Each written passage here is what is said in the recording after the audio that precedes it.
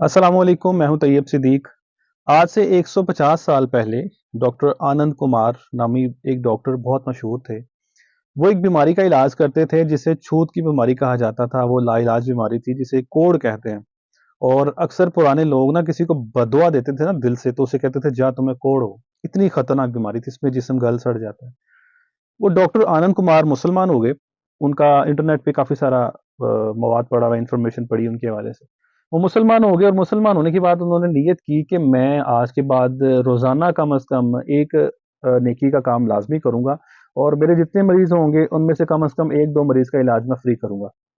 ये सोचने के बाद उन्होंने सोचा कि अब मैं, चूँकि बहुत महँगे डॉक्टर थे उस टाइम पे, तो उन्होंने ये सोचा कि मुझे कैसे पता चलेगा कि ये मुस्तहिक है और ये मुस्तहिक नहीं है।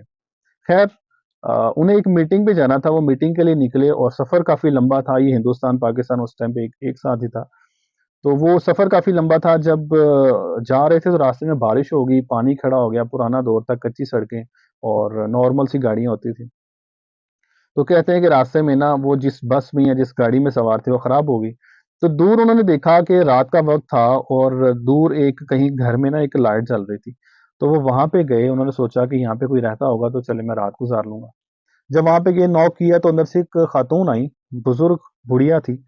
तो उन्होंने दरवाज़ा खोला, उन्होंने पूछा कि आप कौन हैं? तो उन्होंने बताया मेरा नाम आनंद कुमार है और मैं यहाँ से गुज़र रहा था तो मौसम की ख़राबी की वज़ह से गाड़ी ख़राब हो गई, तो अगर आप इजाज़त दें तो मैं रात यहाँ पे गुज़ार लूँगा और सुबह यहाँ से चले जाऊँगा।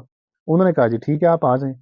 जब वो अंदर गए उन्होंने देखा कि घर के 2 पोर्शन हैं, ऊपर वाला पोर्शन भी खाली पड़ा है, नीचे भी कोई नहीं है और वो अकेली खातून है और वहाँ पे जंगल है, कोई दूर-दूर तक घर भी नहीं है। तो बड़ी हैरानगी से उन्होंने पूछा कि आप मुझे ये बताएँ कि इस घर में कोई नहीं रहता, आप अकेली रहती हैं और यहाँ पे आस-पास कोई घर भी नहीं है। तो उस बुज़ुर्ग खातून ने कहा कि मेरी सारी फ़ैमिली को एक छूत की बीमारी है जिसे कोढ़ कहते हैं और वो एक-दूसरे को छूने से लग जाती है। तो पुराने दौर में ऐसा होता था कि अगर किसी को ये बीमारी हो जाती थी ना, तो उसे मार दिया जाता था ताकि उससे वो बीमारी दूसरों में फैले ना। तो कहते हम, चूँकि मेरे सारे बच्चों को बीमारी थी तो हमने जान बचाने के लिए दूर एक घर था हमारा, यहाँ पे हम फार्म हाउस पे आया करते थे कभी-कभी। तो हम यहाँ पे शिफ्ट हो चुके हैं और ऊपर वाले पोर्शन में मेरी सारी फैमिली रहती है, मैं नीचे रहती हूँ। वो नीचे नहीं आते, मैं ऊपर नहीं जाती ताकि बीमारी से बचा जा सके।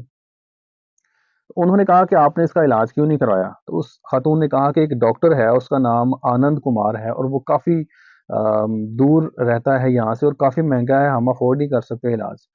तो उन्होंने कहा कि वो डॉक्टर आनंद कुमार मैं ही हूँ और मुझे अल्लाह ताला ने कुदरत की तरफ से मैं यहाँ पे इत्तेफ़ाक़न पहुँच चुका हूँ। शायद इसलिए कि मैंने सुबह नियत की थी कि मैं आज के बाद कुछ लोगों का इलाज फ्री भी किया करूँगा, लेकिन मैं परेशान था कि मैं किस तरह से देखूँगा या किस तरह उन लोगों को तलाश करूँगा। तो अल्लाह ताला ने खुद ही मुझे नेकी की तौफ़ीक दे दी है। तो कई दफ़ा जब आप नेकी करने का इरादा कर लेते हैं ना, तो अल्लाह ताला आपको असबाब भी मुहैया करता है और आप तक आपको तौफ़ीक दे देता है कि आप उस नेकी के काम को सरअंजाम दे सकें।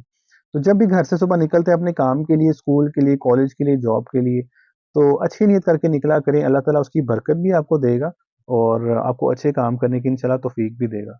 बाकी चैनल को सब्सक्राइब करना मत भूलिएगा। थैंक यू, अल्लाह हाफ़िज़।